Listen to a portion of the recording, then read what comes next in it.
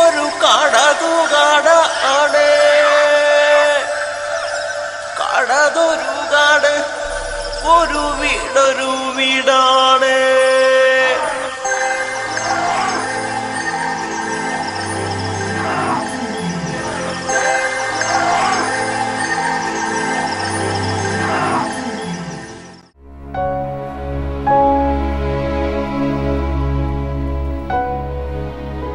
ഇന്നലെയുടെ ജീവിത സൗഭാഗ്യങ്ങളെക്കുറിച്ചോ ഇന്നിന്റെ നിലനിൽപ്പിനെക്കുറിച്ചോ ആകുലതകളില്ലാതെ കഴിഞ്ഞു പോകുന്ന ഒരു ആദിവാസി വിഭാഗത്തിന്റെ ജീവിത കാഴ്ചകളാണ് ഇത്.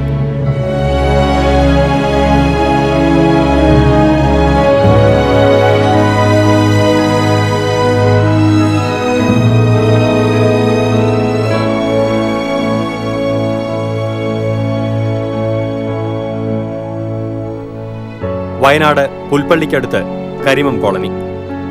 കേരളത്തിലെ ഏറ്റവും വലിയ ആദിവാസി വിഭാഗമായ പണിയർ ജീവിക്കുന്ന വയനാട്ടിലെ കോളനികളിൽ ഒന്ന്. വൃത്തിഹീനമായ ചുറ്റുപാടുകൾ. കുടിവെള്ളത്തിനായി ആശ്രയിക്കുന്നത് പൊതുകിണറിനെ. പരിസരത്തു നിന്നുള്ള മലിനജലം ചെന്നെത്തുന്നത് ഈ കിണറ്റിലേക്ക്.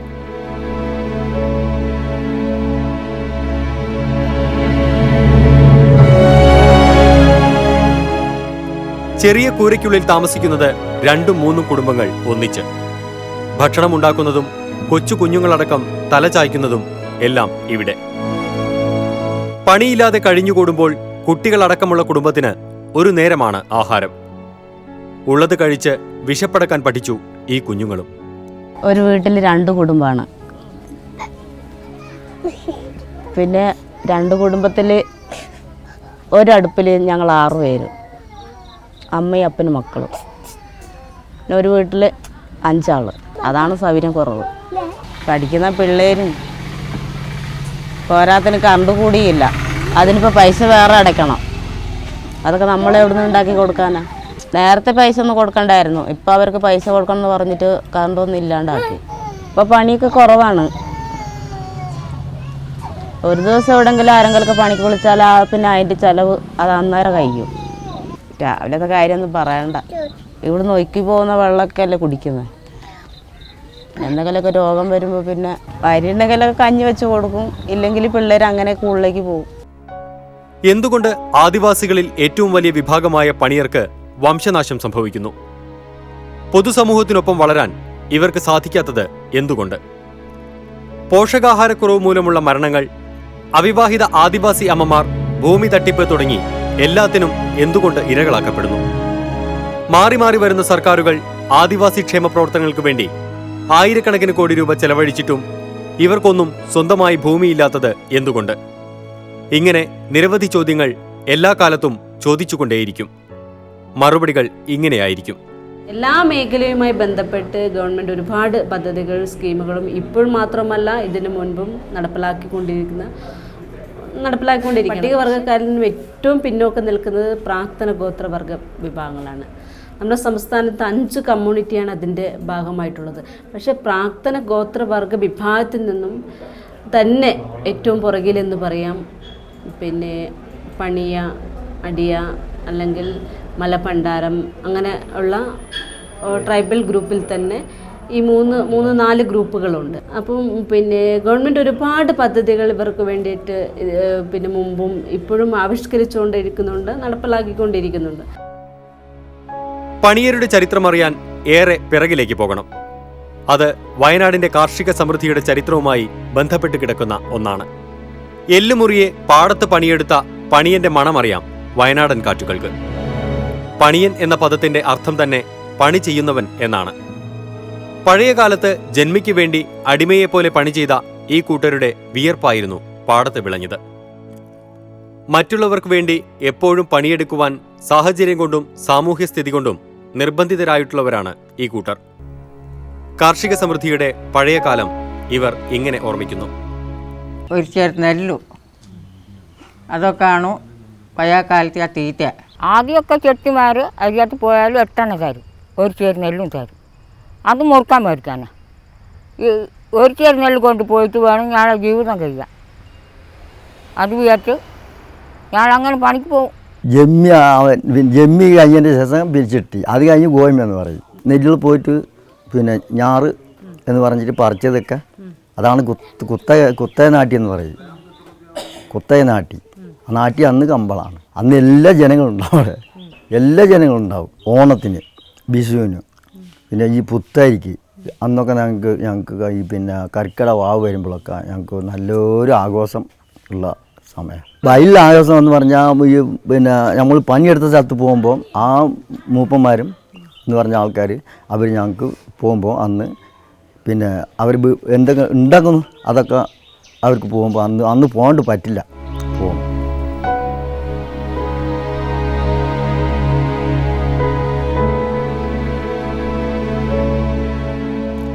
എപ്പോഴും ജന്മിയുടെ പാടത്ത് പണിയെടുത്ത ഈ കൂട്ടർക്ക് മറ്റ് ആദിവാസി വിഭാഗങ്ങളെപ്പോലെ സ്വന്തമായി ഭൂമിയുണ്ടായിരുന്നില്ല. പാടങ്ങളുടെ വരമ്പുകളിലും പുറമ്പോക്കുകളിലും ചാളകൾ കെട്ടി താമസിച്ച ഇവർ തൊഴിലന്വേഷിച്ച് ഒരു പാടത്തു നിന്ന് മറ്റൊരു പാടത്തേക്ക് മാറി മാറി താമസിച്ച് ജീവിതം തീർക്കും. നെല്ലിൻ്റെ ഓരോ ഘട്ടത്തിലുള്ള അറിവ് യഥാർത്ഥത്തിലുള്ളത് ഈ പണിയ വിഭാഗത്തിൽപ്പെട്ട ആൾക്കാർക്കാണ് തെക്കൻ വയനാട്ടിൽ. അതുപോലെ തന്നെ അവിടെയുള്ള അടിയ വിഭാഗങ്ങൾക്കാണ്. വാസ്തവത്തിൽ കർഷകരെക്കാൾ കൂടുതൽ, ഇവരുടെ ഉടമകളായിരുന്നു ജന്മിമാരെക്കാൾ കൂടുതൽ. പിന്നെ അത് സംരക്ഷിച്ച് പരിപാലിച്ചു പോകുന്നു ഇവർ തന്നെയായിരുന്നു. കാരണം ഇവരുടെ വീടുകളൊക്കെ തന്നെ അതിൻ്റെ പരിസരത്തായിരുന്നു. നെൽപ്പാടങ്ങൾ ഇല്ലാതായതോടെയാണ് ഇവർക്ക് ജീവിതം ദുരിതമയമായത്. ഇതിന് കാരണക്കാർ ഒരു പരിധിവരെ കുടിയേറ്റ കർഷകർ തന്നെയായിരുന്നു. നെൽകൃഷിയിൽ നിന്ന് കരകൃഷിയിലേക്ക് വന്നതോടെ സ്ത്രീകൾക്കുള്ള തൊഴിൽ സാധ്യതയും ഇല്ലാതായി. സർക്കാരിന്റെ തൊഴിലുറപ്പ് പദ്ധതിയൊന്നും പണിയന്റെ ജീവിതത്തെ മാറ്റിമറിച്ചില്ല. വല്ലപ്പോഴും കിട്ടുന്ന പണിയും കൂലിയും ഒന്നിനും തികയാതെ വന്നു. 2-3 ദിവസം പണി കിട്ടിയാൽ ഞങ്ങൾ പോയി 10 അരി അരി മേടിച്ചിട്ട് വരും റേഷൻ കടയിൽ നിന്ന്. ആ 10 കിലോ അരി എടുത്തിട്ട് ഞങ്ങൾ ഒരാഴ്ച തിന്നു വരും. സർക്കാർ ഇതുവരെ നടത്തിയ ക്ഷേമ പ്രവർത്തനങ്ങളും പദ്ധതികളുമൊന്നും പണിയരുടെ ജീവിതത്തിൽ മാറ്റം വരുത്തിയില്ല.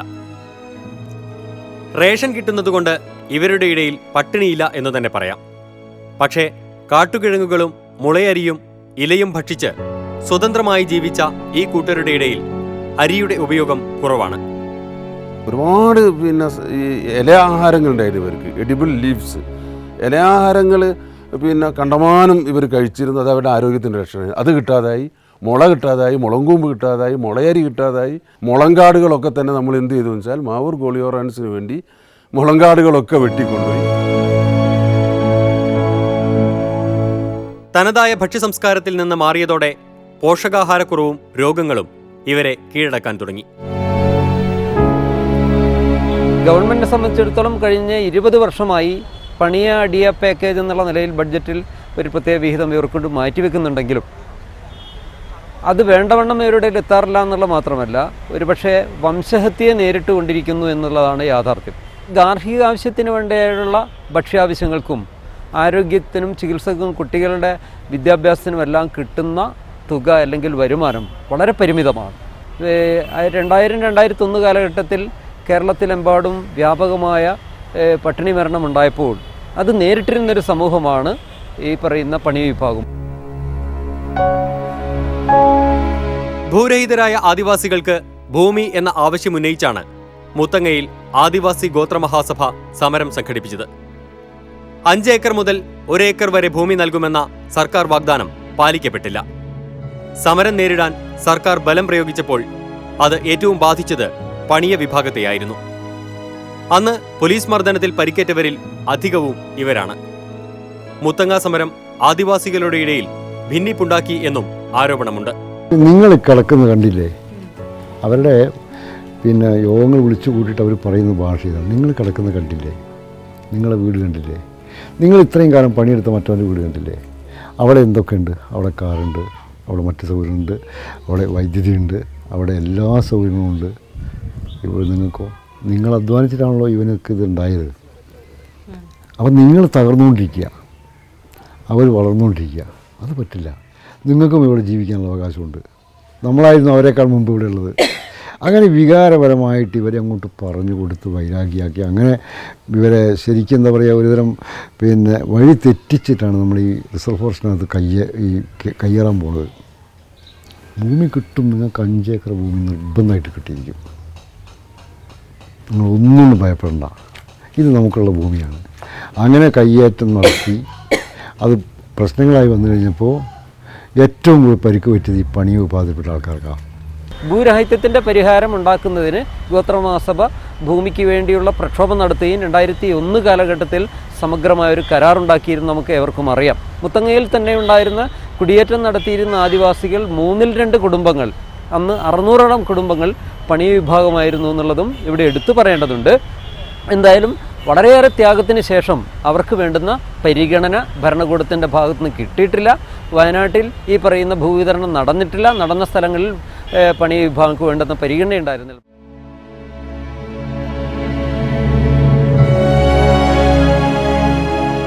ഇന്നും സർക്കാരിന്റെ മുന്നിലുള്ള ഏറ്റവും വലിയ വെല്ലുവിളി ഇവർക്ക് ഭൂമി കണ്ടെത്തുക എന്നതാണ്. സർക്കാർ അനുവദിക്കുന്ന ഭൂമിയിലൊന്നും ഇവർ താമസിക്കില്ല. കാരണം ഏതൊരു ആദിവാസി വിഭാഗത്തെ പോലെയും കൂട്ടമായി താമസിക്കാനാണ് പണിയരും ഇഷ്ടപ്പെടുന്നത്. പുതുതായി ആദിവാസികൾക്ക് 25 സെന്റ് മുതൽ 1 ഏക്കർ വരെ ഭൂമിക്കായി 10 ലക്ഷം രൂപ വരെ നൽകാനാണ് സർക്കാർ പദ്ധതിയിടുന്നത്. വാസയോഗ്യമായ സ്ഥലം ഇവർ തന്നെ കണ്ടെത്തട്ടെ എന്നും സർക്കാർ പറയുന്നു. ഇങ്ങനെ ചിന്തിക്കാനുള്ളൊരു കാരണം എന്ന് പറയുന്നത്, നമ്മൾ കഴിഞ്ഞ വർഷം നമ്മൾ ആറളത്ത് വയനാട്ടിൽ നിന്ന് തന്നെ ഏകദേശം 300ഓളം പേർക്ക് നമ്മൾ ലാൻഡ് കൊടുത്തു. അതുപോലെ തന്നെ ഇവിടെ പേരാമ്പ്ര അവിടെയും കൊടുത്തിട്ടുണ്ട് നമ്മൾ ഭൂമി. പിന്നെ അങ്ങനെ പല സ്ഥലങ്ങളിൽ പോകും. പക്ഷേ ഒറ്റ ആളുകളും അവിടെ പോയി താമസിക്കാൻ പിന്നെ അല്ലെങ്കിൽ സ്ഥലം ഏറ്റെടുക്കാൻ അവർ തയ്യാറായിരുന്നു. വളരെ പെട്ടെന്ന് തന്നെ അങ്ങനെയുള്ള ആളുകളെ കണ്ടെത്തി അവർക്ക് ഭൂമി അവർ തന്നെ അവർക്കിഷ്ടമുള്ള ഭൂമി, വാസയോഗ്യമായ ഭൂമി അവർ തന്നെ കണ്ടെത്തി ഡിപ്പാർട്ട്മെൻറ്റിനെ അറിയിക്കുകയാണെങ്കിൽ റവന്യൂ ഡിപ്പാർട്ട്മെൻറ്റും ട്രൈബൽ ഡിപ്പാർട്ട്മെൻറ്റും പരിശോധിച്ച് വാസയോഗ്യമായ ഭൂമിയാണെന്ന് സർട്ടിഫൈ ചെയ്താൽ അതിനുള്ള ഫണ്ട് കൊടുക്കാവുന്നതാണ്. ബത്തേരിയിലെ തേറപ്പറ്റ മുളഞ്ചിറ കോളനിയിലെ ഒരു കാഴ്ചയാണ് ഇത്.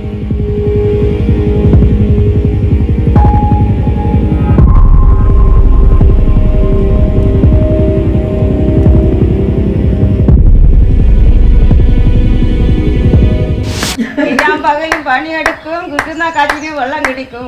എൻ്റെ മോളെ കട്ടത്തില്ലക്കല്ലേ വേല ഇത്, എൻ്റെ മോളെ കട്ടത്തില്ലക്കല്ലേ വേല ഇതാ.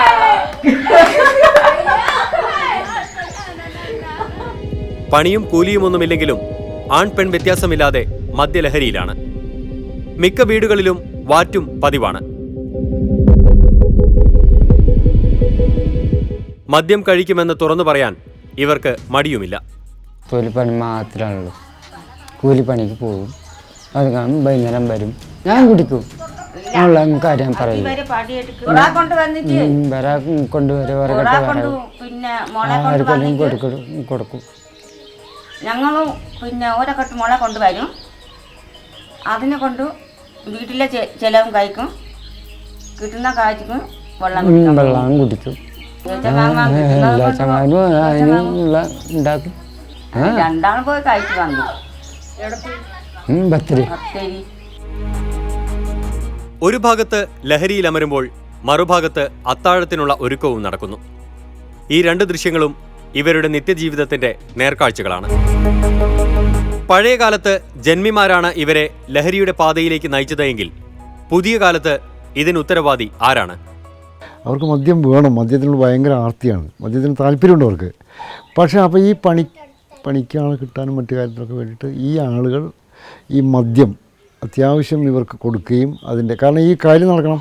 ഇപ്പോഴും ഒരു മദ്യത്തിൻ്റെ ഒരു സൗകര്യമുള്ള ഒരാൾ വിളിച്ചാൽ അല്ലെങ്കിൽ മദ്യം വാങ്ങിക്കൊടുക്കും എന്ന് അവർക്ക് വിശ്വാസമുള്ള ഒരാൾ ഏത് പണിക്ക് വിളിച്ചാലും കിട്ടും. അവർ അധ്വാനിച്ച് രാവിലെ മുതൽ വൈകുന്നേരം വരെ കഷ്ടപ്പെട്ടുണ്ടാക്കിയ പണം മുഴുവനും എവിടെയാണ് കൊണ്ടു കൊടുക്കുന്നത്?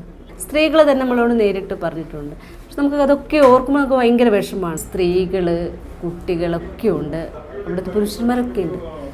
സ്ത്രീകളടക്കം മദ്യപിച്ച് നിൽക്കുന്ന കാഴ്ച കണ്ടപ്പോൾ എനിക്ക് ഭയങ്കര വിഷമം തോന്നി.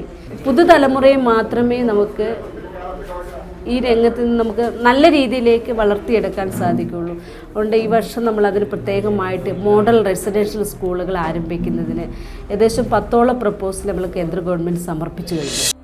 ജില്ലയിലെ ആദിവാസി വിഭാഗത്തിന്റെ മൊത്തം ജനസംഖ്യയുടെ 45.12% പണിയരാണ്.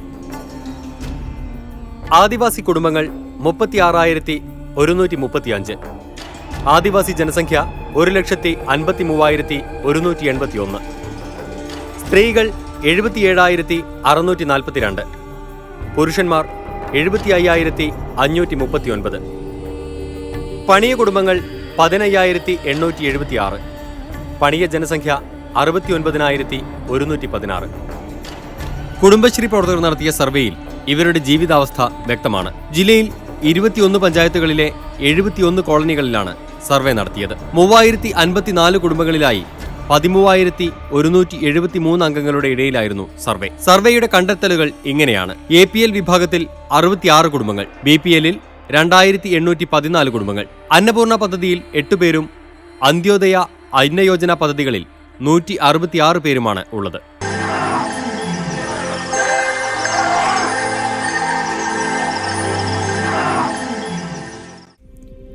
പോഷകാഹാരക്കുറവ് മൂലം ഗർഭിണികളും കുട്ടികളും മരിക്കുന്നു. അമിതമായ മദ്യ ഉപയോഗവും ഇവരുടെ മരണനിരക്ക് കൂടുവാൻ കാരണമാകുന്നു. പൊതുവിൽ പണിയ സമൂഹത്തിലെ ഒരു വ്യക്തിയുടെ അല്ലെങ്കിൽ പുരുഷൻ്റെ ശരാശരി ആയുർദൈർഘ്യം ഇന്ന് കേവലം 40 വയസ്സ് മാത്രമായിരിക്കുന്നു എന്നുള്ളതാണ് വസ്തുത. അടുത്ത കാലത്ത് ആരോഗ്യവകുപ്പ് ഈ മേഖലയിൽ അട്ടപ്പാടിയിലുള്ള ശിശുമരണത്തിൻ്റെ സാഹചര്യത്തിൽ ഈ വിഭാഗത്തിൻ്റെ ഇടയിലുള്ള കോളനികളിൽ ചിലർ പഠനം നടത്തുന്നുണ്ട്. എന്തായാലും പോഷകാഹാരക്കുറവ് പോലുള്ള പ്രതിഭാസം വളരെ ശക്തമാണ്. കുടകിലേക്ക് തൊഴിലന്വേഷിച്ചു പോകുന്ന പുരുഷന്മാരുടെ മരണം പുറമെ ഇപ്പം പുതിയ രീതിയിലുള്ളതായ പുതിയ ചൂഷണങ്ങളും വന്നു തുടങ്ങിയിരിക്കുന്നു. അതിൽ പ്രധാനപ്പെട്ടതാണ് ഇഞ്ചിക്കൃഷി. ഇഞ്ചിക്കൃഷിക്ക് വേണ്ടി കൊടുകിലേക്കും അതേപോലെ തന്നെ നമ്മുടെ പിന്നെ ചിക്കമംഗ്ലൂർ തുടങ്ങിയുള്ള പശ്ചിമഘട്ടത്തിൻ്റെ അങ്ങ് വടക്കോട്ടുള്ള ഭാഗങ്ങളിലേക്ക് ഇവരിങ്ങനെ പോയിക്കൊണ്ടിരുന്ന അവിടത്തേക്ക് പോകുന്ന പല പണിയരുടെയും ജീവശവങ്ങളും അതുപോലെ തന്നെ മരിച്ച ശവശരീരങ്ങളുമാണ് വയനാട്ടിലേക്ക് ആഴ്ചതോറും വന്നുകൊണ്ടിരിക്കുന്നത്. പണിയ വിഭാഗങ്ങൾക്കിടയിൽ അവിവാഹിത അമ്മമാർ കുറവല്ല.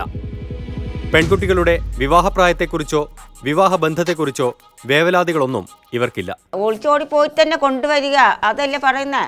അല്ലെങ്കിൽ 15 വയസ്സിൽ കെട്ടിക്കൊണ്ടുവന്നത് കെട്ടിയും കൊണ്ടുവരും, അല്ലെങ്കിൽ കല്യാണം കഴിക്കുന്നത് കല്യാണം കഴിക്കും. ഇവിടെ അതിന് ആരാ കല്യാണം ഇട്ട് പോയതല്ല, ഒളിച്ചോടി പോയതല്ല, എല്ലാവരും ഒളിച്ചോടി പോയതാ. ആദ്യകാലങ്ങളിൽ ഓരോ ഊരിലെയും മൂപ്പന്മാരായിരുന്നു അന്തിമ വാക്ക്.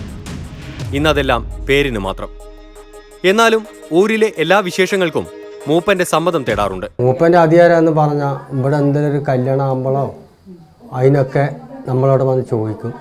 ഒരാൾ മരിച്ചു പോയാൽ ഒരു തൂമ്പ കിടക്കണാൽ നമ്മൾ പോകണം. പണ്ടുണ്ടായിരുന്നു, ഇപ്പോഴൊക്കെ പോയി.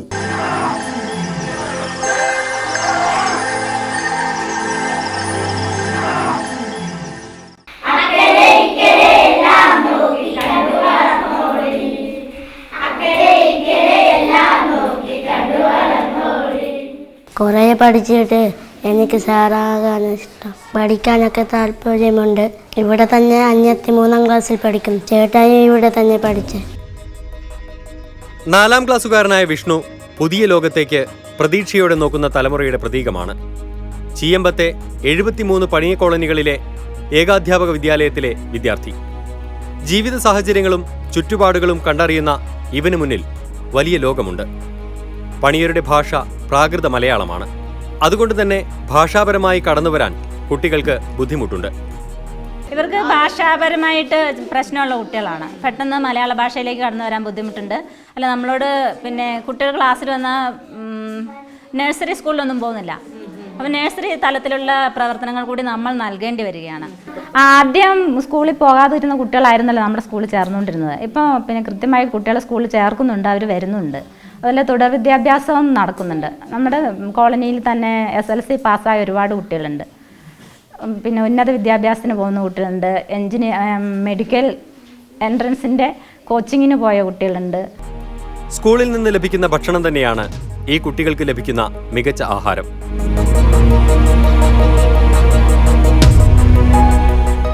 എന്നാൽ വിദ്യാഭ്യാസത്തിന്റെ ആവശ്യകതയെക്കുറിച്ച് മാതാപിതാക്കളിൽ ബോധമില്ലാത്തത് കുട്ടികളുടെ ഭാവിയെ തന്നെ ഇല്ലാതാക്കുമെന്നതും ആശങ്കയുണ്ടാക്കുന്നു. ഈ വിഭാഗത്തിൻ്റെ ഇടയിൽ നിന്ന് വിദ്യാഭ്യാസം കിട്ടിയിരിക്കുന്ന ആളുകൾ വളരെ അപൂർവമാണ്. ഡിഗ്രി കഴിഞ്ഞവർ തന്നെ വളരെ അപൂർവമാണ്. സർവീസിൽ ഇവരുടെ പ്രാമുഖ്യം വട്ടപൂജ്യമാണെന്നുള്ളതാണ് യാഥാർത്ഥ്യം. പലപ്പോഴും 10ാം ക്ലാസ്സോ +2 വരെ വിദ്യാർത്ഥികൾ പഠിച്ചു കഴിഞ്ഞാൽ ഇവർക്ക് തുടർ പഠനം എന്ത് ചെയ്യണം എന്നുള്ളതിന് യാതൊരു തരത്തിലുള്ള ഗൈഡ് ലൈനും അല്ലെങ്കിൽ ഒരു പിന്തുണയും ഇവിടെ നിന്നും കിട്ടാത്തതുകൊണ്ട് തന്നെ വിദ്യാഭ്യാസം ചെയ്ത ആളുകൾ തന്നെ, കുട്ടികൾ തന്നെ, യുവതീ യുവാക്കൾ വീണ്ടും കൂലിപ്പണിക്ക് പോകുന്ന ഒരു സാഹചര്യം ഉണ്ടാകുന്നു. എല്ലാത്തിനും വേണ്ടത് ഇവരുടെ ഇടയിൽ വലിയ രീതിയിലുള്ള ബോധവൽക്കരണമാണ്. മാറി മാറി വരുന്ന സർക്കാരുകളും ഇതുതന്നെ വിശ്വസിക്കുന്നു. ഇവരുടെ അല്ലെങ്കിൽ അവിടുത്തെ സ്ത്രീകളെ മൊത്തമാണ് നമ്മൾ ഉദ്ദേശിക്കുന്നത്.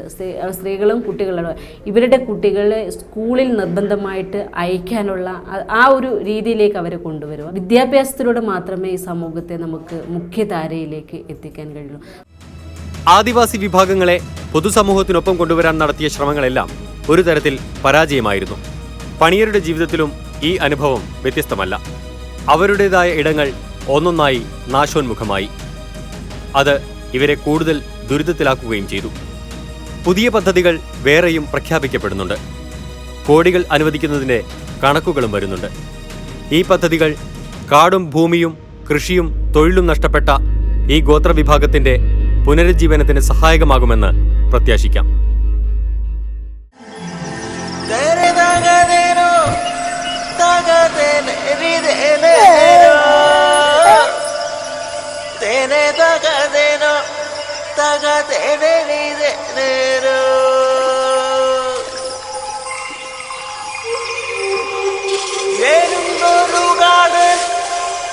ഒരു കടതുകാട് ആണ്,